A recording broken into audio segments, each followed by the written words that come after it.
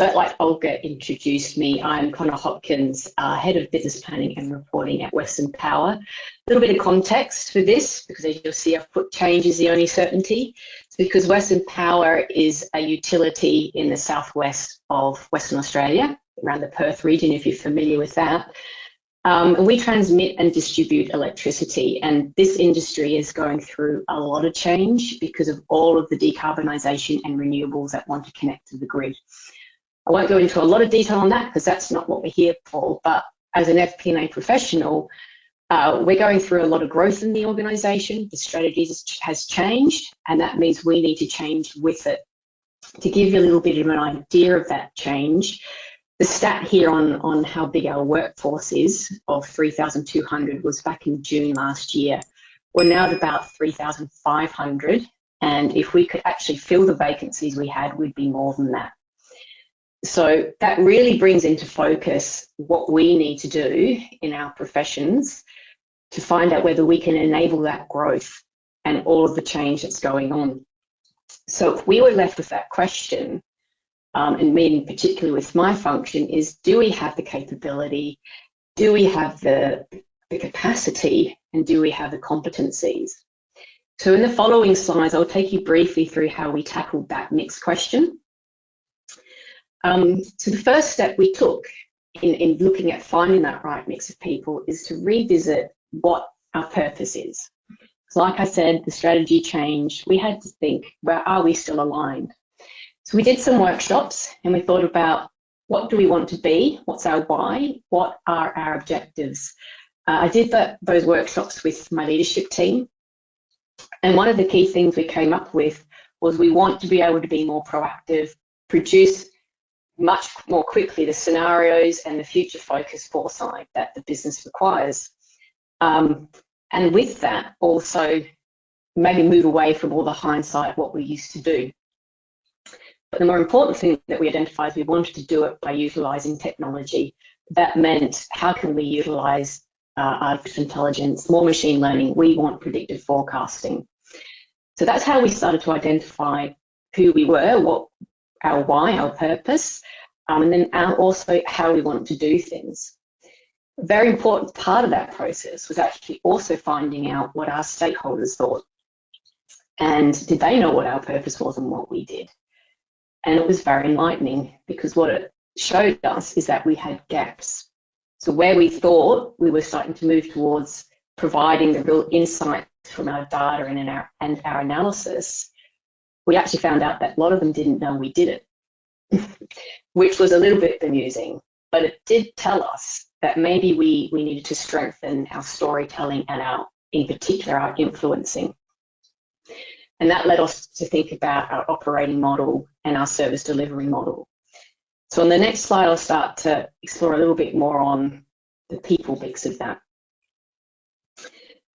So what we started to think about, well, if we're not really getting out there with all that we're doing, but we think we've got the capability there, was it then a mix of the competency with those capabilities? If we've got it, have we actually set ourselves up for success to get it out there and get it out to the business and really serve what they needed? So on the left-hand side, you've got the basic skills that we have in my function, and I should point out we don't do the financial accounting or the corporate finance either. But you can see we've got the traditional FP&A type analyst roles. We also have estimators, and we have people who do all of the costing and unit rate analysis as well. So the question was, if we need to build up our tech ability and our digital capability, but even more crucially, our ability to go out to the business and really tell the story, influence, build relationships, does that mean all of our people need all of those competencies? And to what level? And really the conclusion I've come to, and I've been thinking about this over quite a few years, is that it is really hard for one person to encapsulate all of those skills. For instance, can you really have a data analyst who is also completely across the business and is an expert at influencing, negotiating and supporting for decision making? Possibly not. And likewise, should one of our estimators be the expert storyteller, or also conversely be able to drill down into all of the data and analysis as well. It doesn't necessarily fit with their roles, and it can be very hard to be the best of everything. Don't get me wrong, those people do exist, and I have worked with some who are absolutely brilliant at going out, meeting with people, building relationships, influencing, reading the room, and they know how to put their hand to a bit of Python and SQL as well. But they're rare, and they rarely stick around. So the conclusion we sort of got to was, rather than trying to force people out of their comfort zones, out of their usual, where their flow is, like for a lot of data scientists and data analysts, they don't really want to have to go out and speak to people on a day-to-day basis. I mean that in the best way, but they'd prefer to be with their computer. So that's really where we got to, is it's really about putting the right mix together, but aligning the teams so you get the best output from them. Find the synergies. And on the next slide, I'll attempt to sort of show you how we went about that. And it was grouping people more to do with their expertise and almost like a centre of excellence. So we looked at the outputs of what they're doing rather than necessarily their roles. And then also started to think about, have we got the role design, job designs correctly articulated as well? So what you'll see in the middle is, in that circle, is the grouping of sort of outcomes that we do in our function, the analysis, the trends, the insights, the performance monitoring. That group of people, although a mix of different roles, tend to be more focused on the storytelling. So there's an emphasis on the storytelling skill set and building that competency in that group of areas. And what they do is actually end-to-end of our forecasting, very much the whole financial planning and analysis, from the inputs to your forecast, the building of the unit rates, right through to the consolidated reporting, reports to our executive, the board, and to our external stakeholders. So you can see why it's the storytelling competency that we've started to pull those people together there. And even if you're an analyst delving into unit rates, there's an element of storytelling. But they will work with the other group around the explanation and decision support skill sets, who are the more influencers and probably a little bit more operational in what they do. They will go out, understand the business, know their needs, but use the work of the other teams to say, we can see something's going on, and this is what we think is going to be the impact of it happening. So we're grouping that mix of influences and building that capability together, because one of the aspects that I really want to draw upon by grouping these people together is the synergy and building on the capability that they already have, and teaching each other as well. And of course, the third one, which is I talked about earlier, is what we wanted to build upon and really start to make an impact with, are those data architects and the analysts there. The data scientist part we're developing. We don't have data scientists per se. We have probably what you would call citizen data scientists. They are not they're not shadow IT, but they work very, very closely with our data analytics and ops people in our IT function. And they enable a lot of what the other two areas do as well.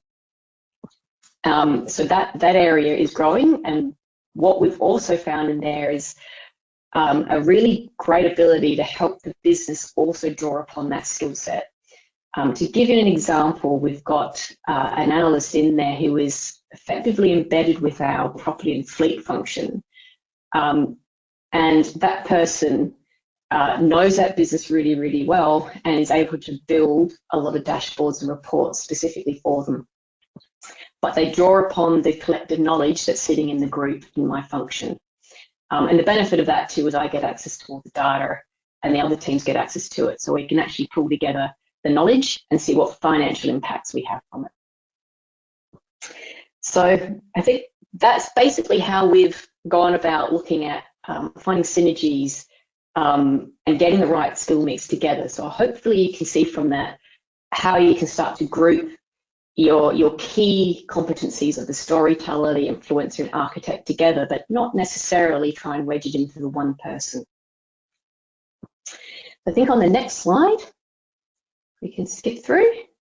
Sorry, Olga, I didn't give you the prompt.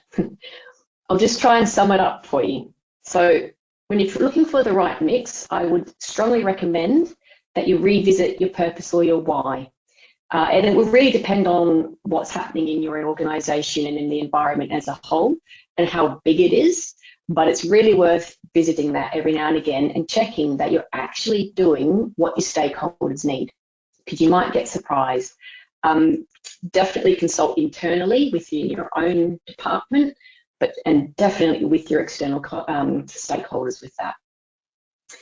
Have a look at your operating and current service delivery models. It might actually be hampering the wealth of skill set you have sitting in your function and may not be helping them develop that influencing and storytelling techniques.